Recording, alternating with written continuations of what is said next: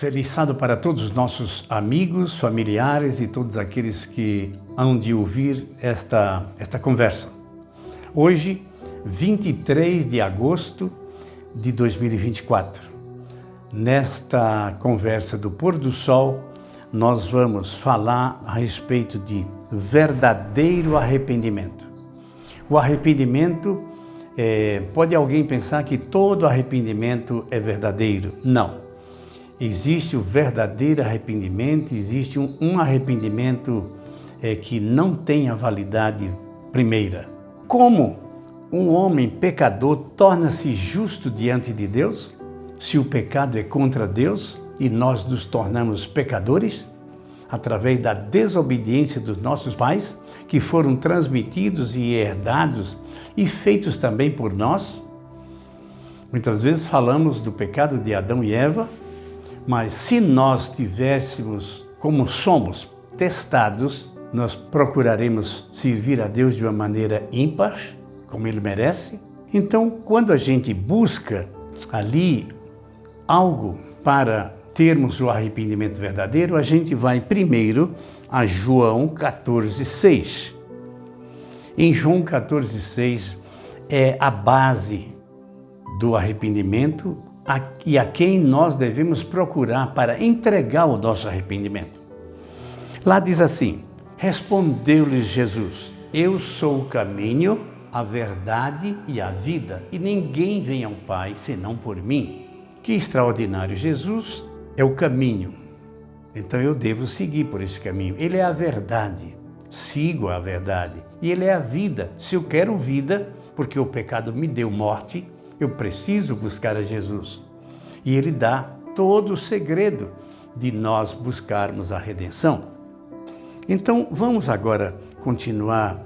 Atos 2, 37 a 41. O livro de Atos é um livro rico.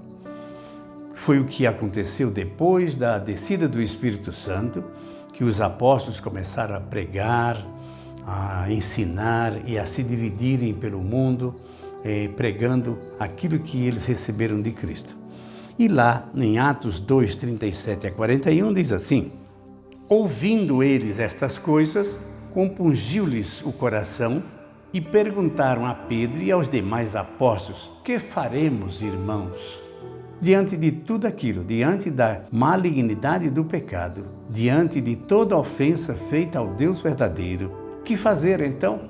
E a resposta de Pedro foi a seguinte: arrependei-vos, pois, cada um de vós e seja batizado em nome de Jesus Cristo para a remissão dos vossos pecados e recebereis o dom do Espírito Santo. O Espírito Santo descia do céu, convencendo todos aqueles do pecado, da justiça e do juízo. E agora fazer o quê? Arrependei-vos, cada um dos vossos pecados, e sejam batizados. O que é batismo? O batismo é uma profissão pública de fé de que nós estamos aceitando a Cristo como nosso Salvador. Não tem dois caminhos. Eu poderia dizer para vocês: olha, não precisa batizar, não, fica assim mesmo. Isso não existe. Eu não estou aqui dizendo que siga essa ou aquela outra igreja. Siga a Cristo da melhor maneira possível, em todas as palavras que Ele falou, de todas as maneiras que Ele nos ensinou. Pois para vós outros é a promessa, para os vossos filhos e para todos os que ainda estão longe. Isto é para tantos quantos o Senhor Jesus chama. Com muitas outras palavras deu testemunho e os exortava, dizendo: salvai-vos desta geração perversa. Toda geração tem a perversidade, tem o pecado, tem a devassidão, tem a falta de fé, tem a vergonha de testemunhar. E no 41 diz assim: então os que lhes aceitaram a palavra foram batizados, havendo um acréscimo naquele dia de 3.000 pessoas. Eu já fui questionado, e muitos questionam: mas como 3.000 pessoas num dia? Como é que eles batizaram? Era impossível tanta gente ser batizada num encontro. Cadê os tanques batismais? Tinha um rio? Tinha um lago? Eu tive o prazer de conhecer esse local. Naquele local havia ou há muitas cisternas como se fossem piscinas, que era para a purificação daqueles que se purificarem.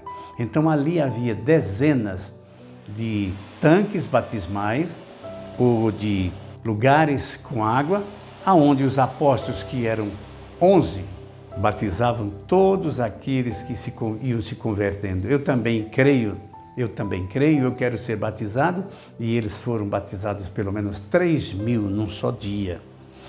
Em Atos 3, 19 a 21, arrependei-vos, pois, e convertei-vos, para que sejam cancelados os vossos pecados.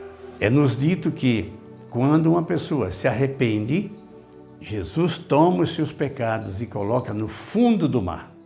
E o fundo do mar tem aproximadamente 12 quilômetros de profundidade, que se conhece até hoje. Então, isso indica que nossos pecados serão sepultados, colocados muito distante. E o verdadeiro arrependimento, é preciso que saibamos como é que funciona. A fim de que da presença do Senhor venham tempos de refrigério e que envie Ele a Cristo, que já foi designado Jesus, ao qual necessário que o céu receba até aos tempos de restauração de todas as coisas, de que Deus falou pela boca dos santos profetas e desde a antiguidade. O arrependimento, ele é necessário, sempre foi. Antes de Jesus, se arrependiam, ofereciam sacrifício de cordeiros, simbolizando o verdadeiro cordeiro. O cordeiro veio, numa morte de Cristo, ele derramou seu sangue por nós. E agora nossa confissão é direta a Ele, não mais a ninguém. Falamos diretamente com Cristo. Qualquer pessoa tem a livre oportunidade de falar com Cristo, pedindo perdão. Mas vamos ver mais alguma coisa a esse respeito, porque é muito necessário isto. Arrependimento compreende a tristeza e abandono do pecado. Tristeza e abandono do pecado. Não renunciaremos ao pecado enquanto não reconhecermos a malignidade do pecado. Não nos afastamos de todo o coração.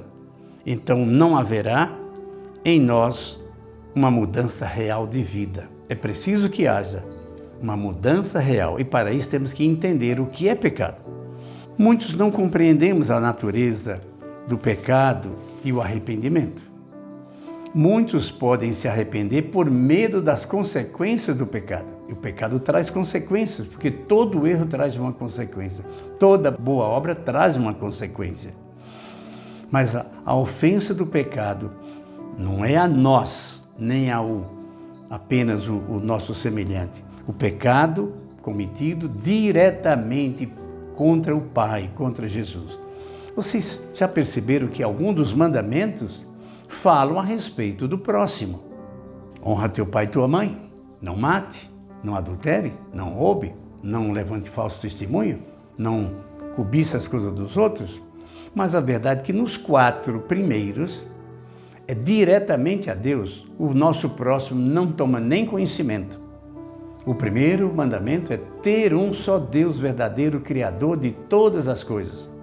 O segundo é não termos imagem de escultura, nem coisa alguma que venha interpor-se entre nós e Cristo, entre nós e Deus. Não podemos adorar nada, não é só imagem e esculturas. Nada que é criado merece a nossa veneração, a nossa adoração. O terceiro mandamento é não tomar o nome de Deus em vão. Tomar o mandamento de Deus em vão é anulá-lo, é torná-lo livre para fazer ou não fazer. E o 4º mandamento, que é o mais questionado, é a guarda do 7º dia. É um mandamento, não dá para jogá-lo fora, porque é uma sequência, são 10 os mandamentos, 6 contra o próximo, 4 contra Deus. Não interessa a ninguém se o guarda ou não guarda o 4º mandamento, o terceiro, o segundo, o primeiro. Isso é diretamente do pecador para com Deus.